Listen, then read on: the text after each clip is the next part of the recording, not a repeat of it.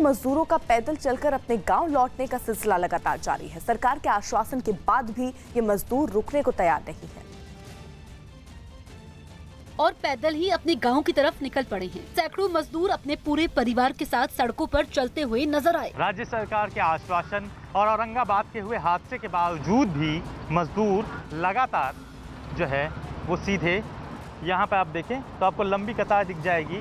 गांव लौट रहे मजदूरों ने सरकार पर भी कोई इंतजाम नहीं करने का आरोप लगाया। कहीं रूम से भगा रहा है, घर से भगा रहा है, खाने के लिए पैसा नहीं है।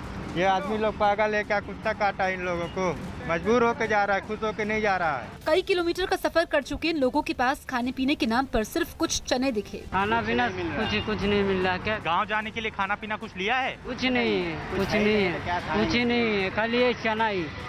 क्या करें? पैदल चल रहे ये मजदूर पुलिस से बचने के लिए भी काफी कोशिश कर रहे हैं ताकि पुलिस वाले इनको जाने से ना रोके। जो पुलिस की नजरों से बचने के लिए जो है झाड़ियों के अंदर से होते हुए आगे की तरफ निकल रहे हैं, क्योंकि अपनी जिंदगी को जो है खतरे में डाल रहे हैं। सरकार की कोई मदद नहीं मिलने से ये मजदूर काफी नाराज भी दिखे।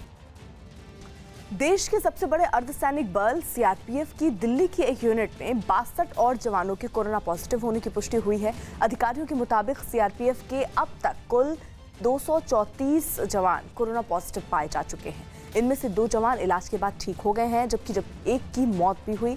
कोरोना पॉजिटिव पाए गए सभी जवानों को होम क्वारंटीन कर दिया गया है। तो ये जवानों की संख्या जो बढ़ रही है वो चिंता बढ़ा रही है, क्योंकि क्या अब जो किट होनी चाहिए अपनी सुरक्षा के लिए इन लोगों के पास नहीं है, ये भी एक बड़ा सवाल। लेकिन देश के सबसे बड़े अर्धसैनिक बल सीआरपीएफ की दिल्ली की जो यूनिट है उसमें 62 और जवानों को कोरोना पॉजिटिव पाया गया है।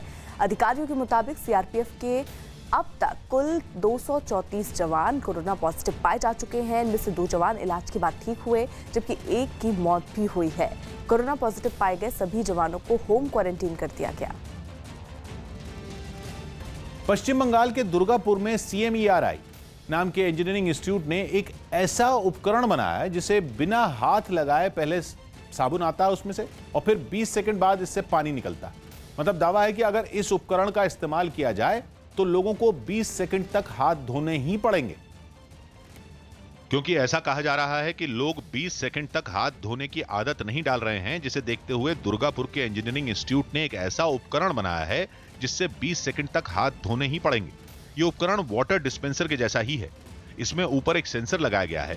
हाथों को इस सेंसर के नजदीक ले जाने पर नल से साबुन निकलता है। साबुन निकलने के बाद पानी नहीं आता, पानी आता है 20 सेकंड के बाद। मतलब 20 सेकंड तक हाथों में साबुन को अच्छे तरीके से लगाना होता है। जब टाइम पूरा हो जाता है तब नल से पानी आता है।